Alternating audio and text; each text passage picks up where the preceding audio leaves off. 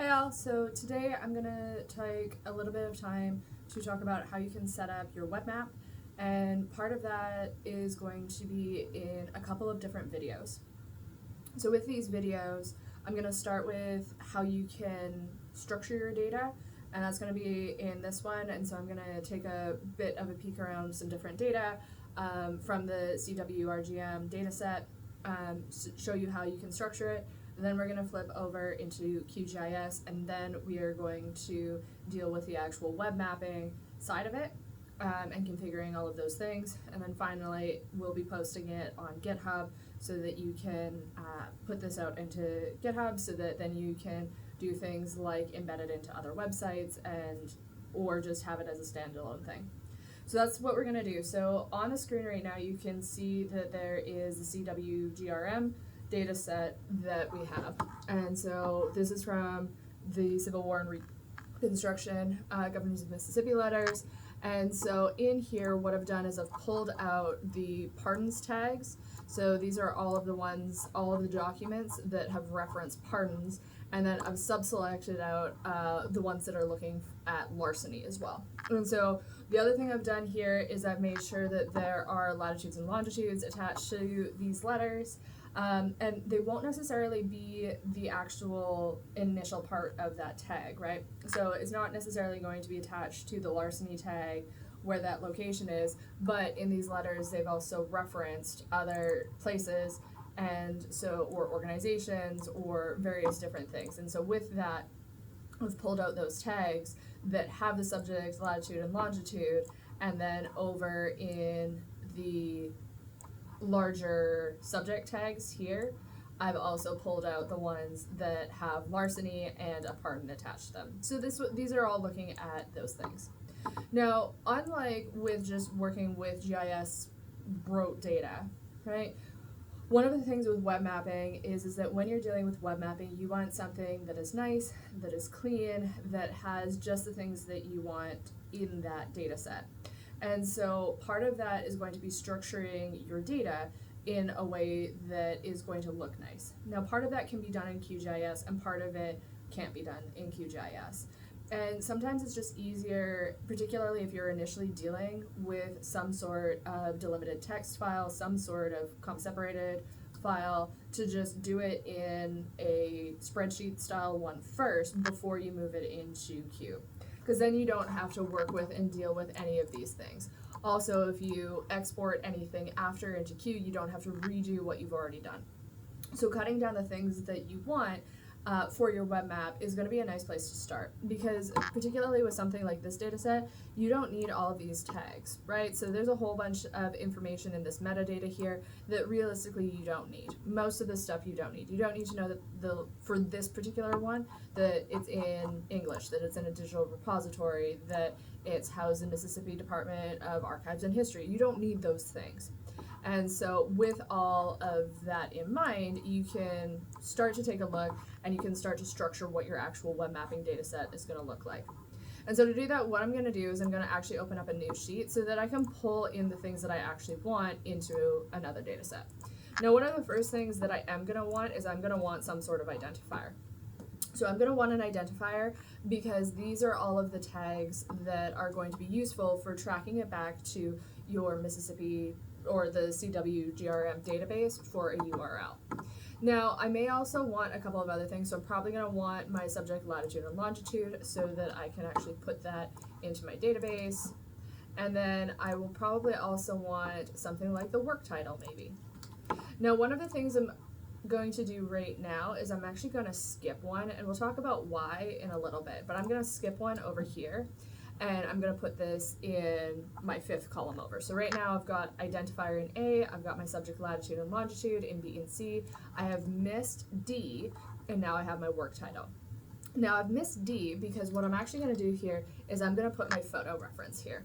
Now I'm not going to deal with this quite yet. I'm just going to leave this here because there is no photo link that I can use that's already in here. And so with that, I'm just going to leave it for now. Now the next thing I'm going to do is I'm going to want to see what other things in this data set I might want. So I have some text that's here, but this isn't really particularly, this isn't the full transcript.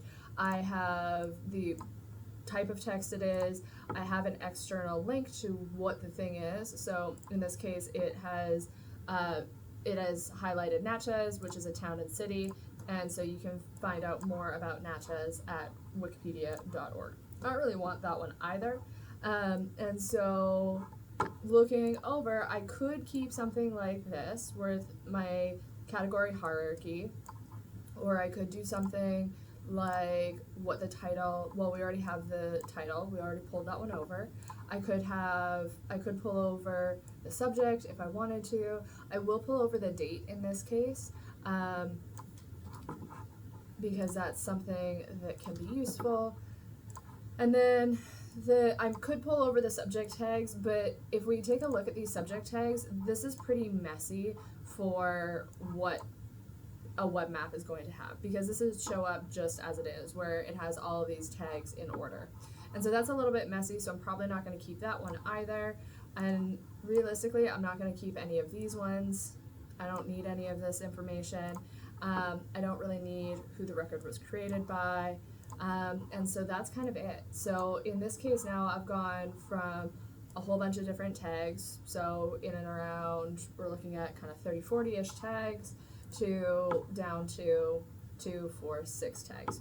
Now I am also going to add in another one here that is called description, and I am actually going to put that in what's a column E. And this description I'm going to put here.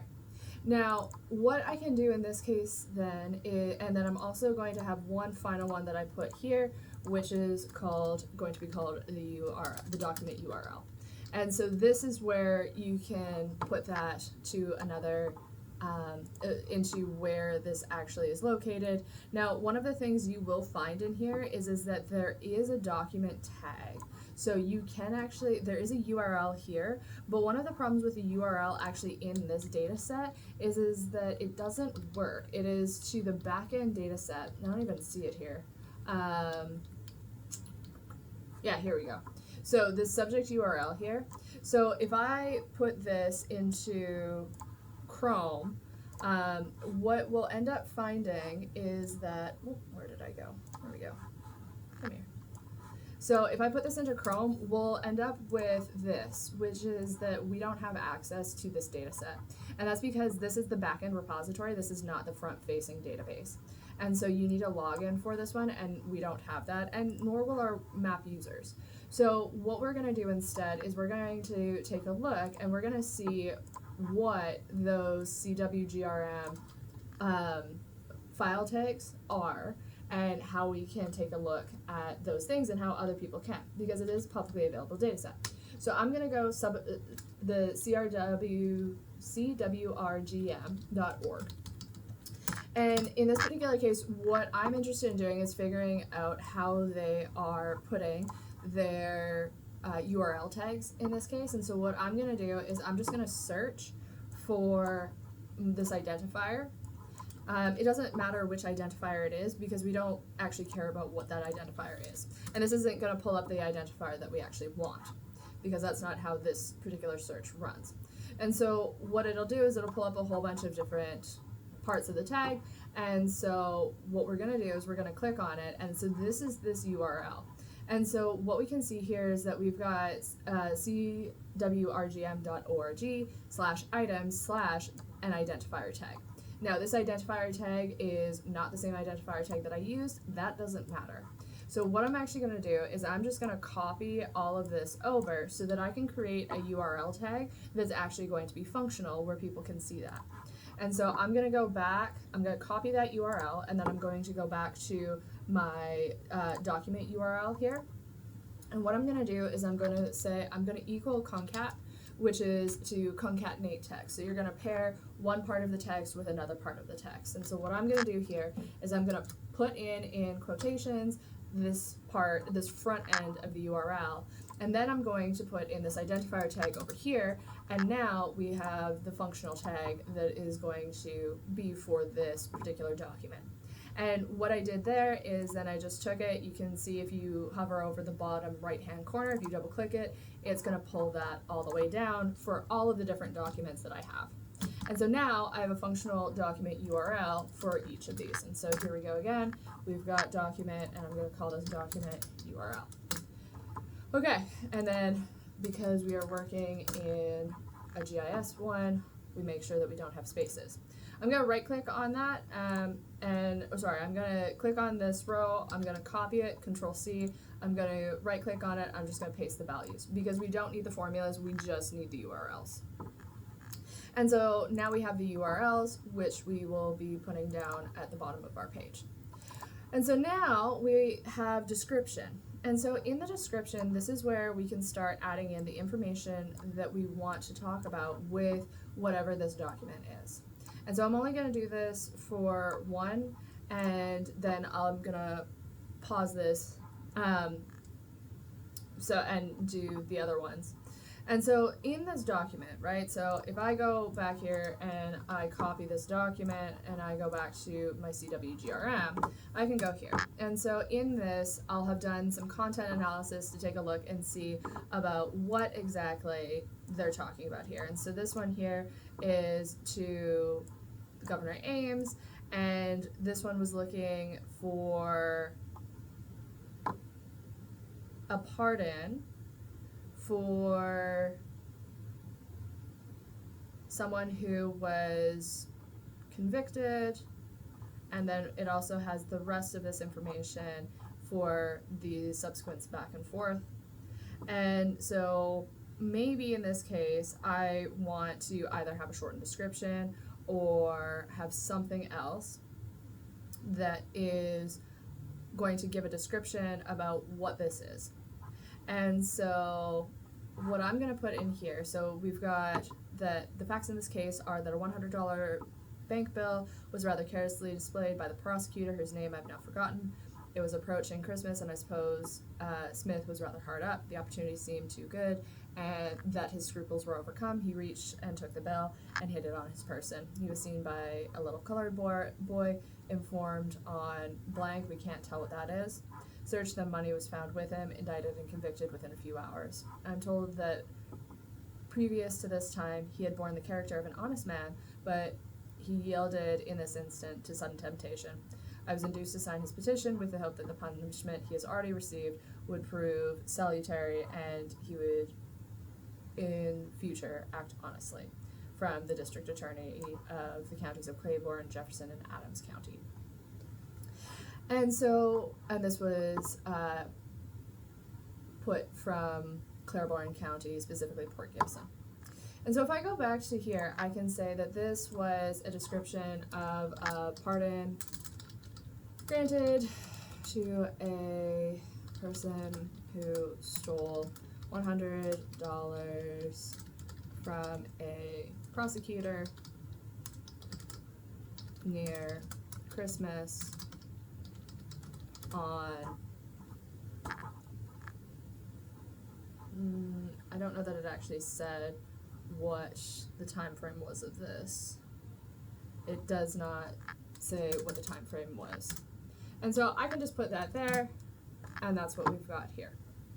Now in this photo, we can also take a look at the photos, because in this here, you'll see that there are different photos from page 1, page 2, and page 3. Now in QGIS or in ARC, you're only going to be, and QGIS, you're only going to be displaying one image. So it doesn't really matter which one you choose. This is going to be up to you depending on what's going to be most relevant. And so then I'm going to click the download button on it. That's not actually what I want. Where is this? 3 buttons? No. Oh yes, it is the download page.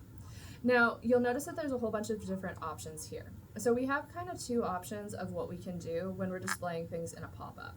We don't want these large images here, those ones we don't want. But what we do want is a link to either this 100 by 127 pixels or this 204 to 254 pixels.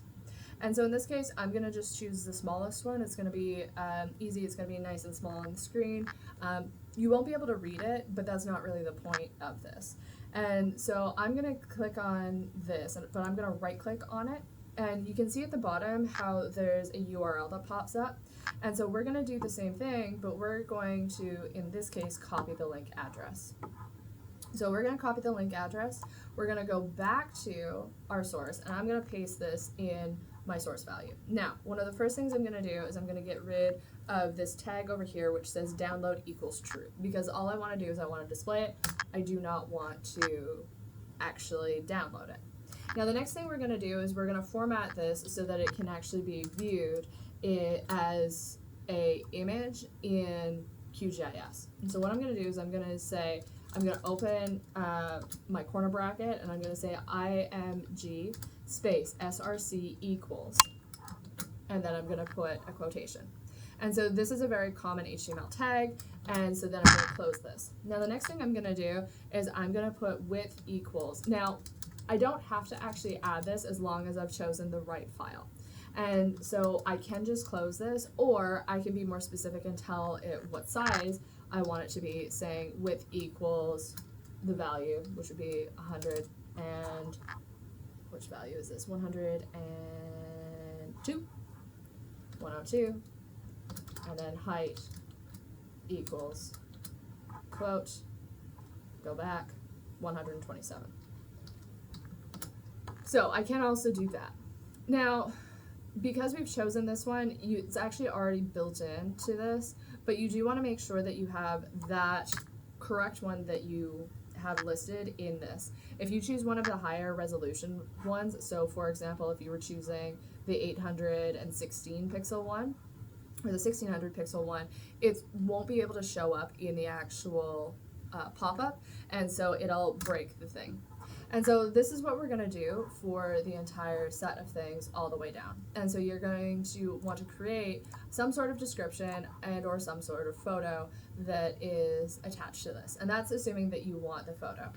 Now, what we've done here is we've done it in this order instead of QGIS, because when you deal in QGIS with web mapping, you can't change the order of the attributes. The order of the attributes is locked in unless you do some extra things with the features.